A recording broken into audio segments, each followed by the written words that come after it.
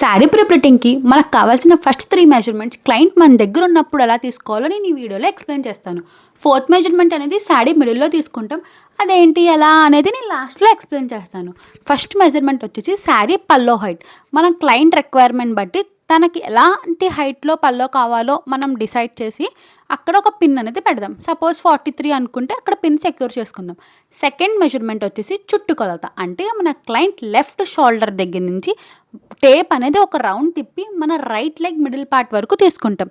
అది వచ్చేసరికి second measurement. Third measurement వచ్చేసి క్లయింట్ యొక్క హిప్ మెజర్‌మెంట్. తన హిప్ బట్టి మనం ఒక పిన్ అనేది సెక్యూర్ చేసుకుంటాం. అక్కడి నుంచి 5 యాడ్ చేసి పిన్ అనేది సెక్యూర్ చేసుకోవాలి.